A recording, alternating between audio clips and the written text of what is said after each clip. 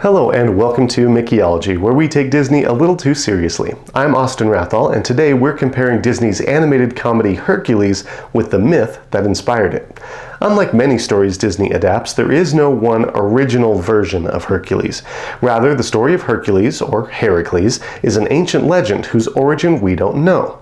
Wherever the story came from, the ancient Greeks passed it down orally from one generation to the next, and it probably evolved over time. Several ancient authors wrote the legend down, but that didn't stop its evolution.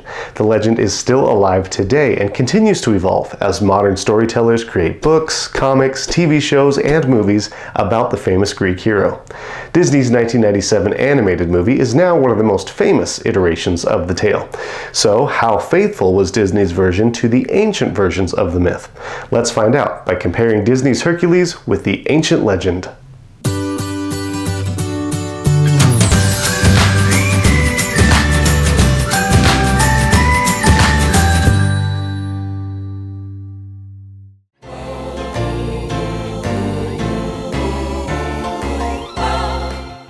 Two of the oldest written accounts of Hercules come from the Greek authors Apollodorus and Diodorus Siculus.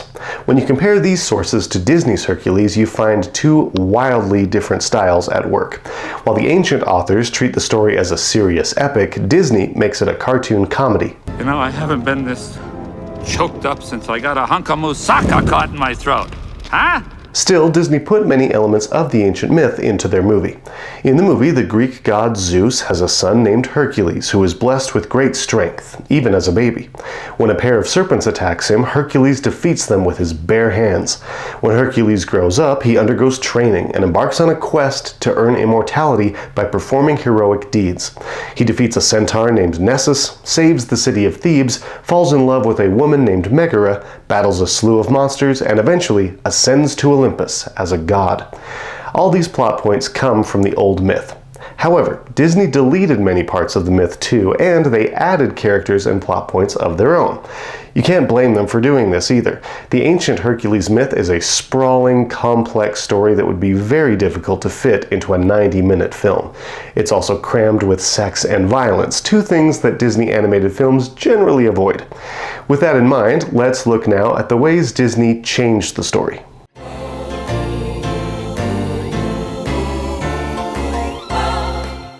The ancient version of Hercules is too long to cover in this video. If you want to hear the full story, there are plenty of great videos that cover it in full on other channels.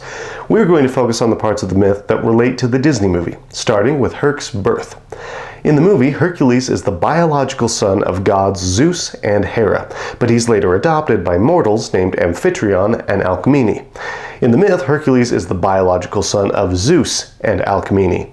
As he often does, Zeus decides to make a baby with a mortal woman. In this case, it's Alcmene, and Zeus uses several of his godly powers to seal the deal. First, he transforms himself to look like Alcmene's husband, Amphitryon. Then he prolongs the night to last 3 times longer than usual. Zeus spends the extra long night doing what he does best, and the result is that Alcmene bears a son called Hercules.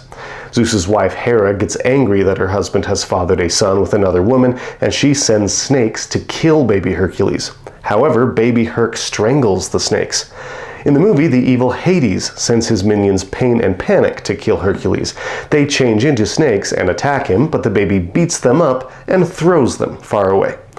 Disney's Hercules becomes a warrior with the help of the great hero trainer Philoctetes, who turns him from a clumsy misfit to a mighty warrior, complete with sword and armor.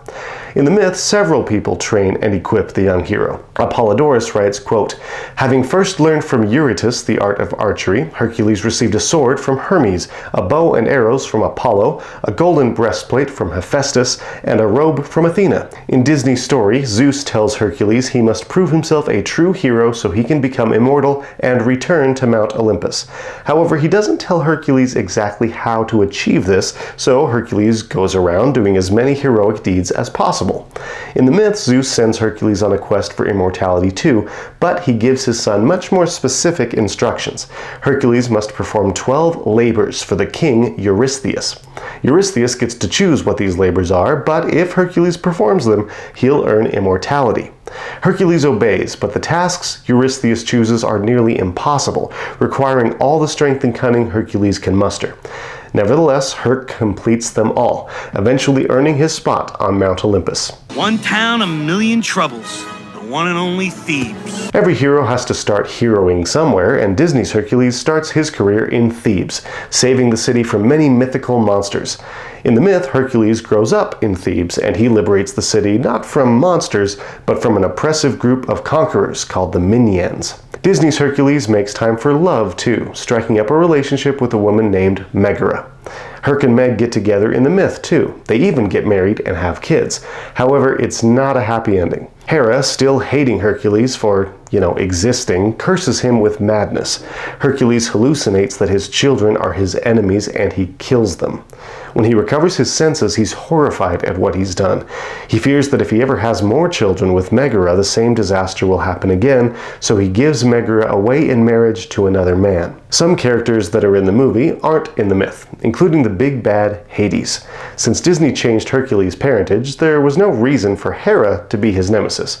So Disney took Hades, a character in other Greek myths, and made him the antagonist. Name is Hades, Lord of the Dead. Hi, how you doing? Instead of persecuting Herc out of jealousy, Hades attacks Hercules to make sure the hero can't eventually thwart his hostile takeover of Mount Olympus. There are several other characters in the movie that don't come from the Hercules myth, but do come from other Greek myths, including Pegasus, the Muses, the Fates, and various Greek gods and monsters. Disney pulled two characters from the old myth and put them in the movie, but made them play very different roles in the story. Nessus the Centaur and Philoctetes. Call me Phil. In the movie, Phil is Herc's trainer, and after Herc completes his training, Phil takes him out into the field, where they find Nessus, the river guardian, threatening Meg. Phil coaches Hercules as he battles Nessus, and Herc eventually beats up the big blue bully and saves Meg. This story goes a little different in the myth. In mythology, Nessus is a river guardian too, and when Herc's second wife, Deianira, crosses the river, Nessus sexually assaults her. She calls for help, and Hercules arrives, shooting the centaur with a poison arrow.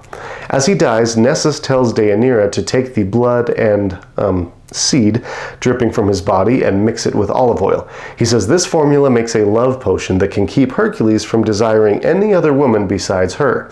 For some reason, Deianira follows his advice. She blends up the stuff and soaks a shirt in it. When she suspects Hercules is in love with another woman, she gives her husband the shirt, which turns out to be poison. It clings to his body and burns his flesh away. In agony, Herc decides to die and builds a funeral pyre for himself. However, he can't convince anyone to light him up. Philoctetes passes by and agrees to burn Hercules in exchange for the hero's bow and arrow. So, with Phil's help, Hercules dies.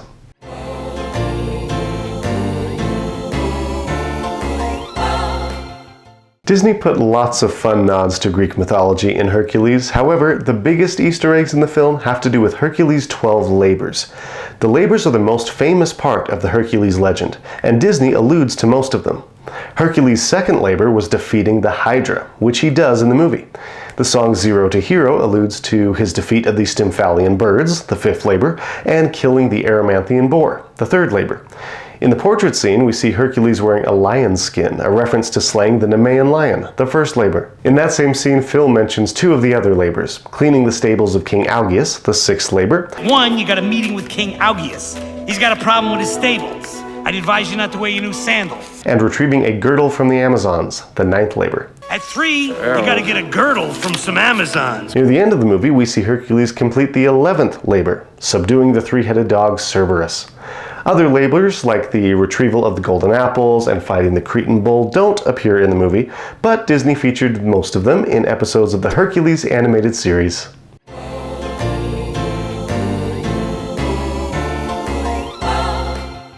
If you're wondering whether you should read the Hercules myth, I'd say yes. It's one of the world's oldest and most influential legends. The question is which version you should read. If you just want to know the basic story, there are plenty of easy-to-read books and web pages that summarize it. When I taught the myth to school kids, I assigned them to read the version on the Perseus Project website. If you want to read an authentic ancient account, I recommend the one in Diodorus Siculus's Library of History, which dates back to the 1st century BC. One version I wouldn't recommend reading unless you're a hardcore mythology buff is the 1st century version attributed to Apollodorus. It's extremely dense and it lists events more than it tells an actual story. While Diodorus will explain the characters' feelings and their motivations and their actions, Apollodorus just tells the characters' actions and nothing else. Just look at the way the two sources talk about Hercules' reaction to killing his own children. Apollodorus writes, quote, "He condemned himself to exile, and was purified by Thespius, and repairing to Delphi, he inquired of the god where he should dwell." Meanwhile, Diodorus writes, quote, "When he finally recovered from his madness and recognized the mistake he had made through a misapprehension, he was plunged in grief over the magnitude of the calamity. And while all extended him sympathy and joined in his grief, for a long while he stayed inactive at home, avoiding any association or meeting with men. At last, however, time assuaged his grief, and making up his mind to undergo the dangers, he made his appearance at the court of Eurystheus." The first one is dry and matter-of-fact and boring. The second is vivid and emotional and engaging. I rest my case. So, there you have it. That is how Disney's Hercules compares with the ancient version of the myth. Please let me know in the comments if you've ever read the myth of Hercules, and if so, which version is your favorite. Also let me know which Disney movie you'd like me to compare with its source material next. If you're enjoying Mickeyology, then please don't forget to leave a like and subscribe to the channel, and you can go to patreon.com/Mickeyology, and you can access behind-the-scenes videos, monthly exclusives, and get a vote on which movies I cover in the future. As always, thank you very much for watching, and I will see you next time. Bye-bye.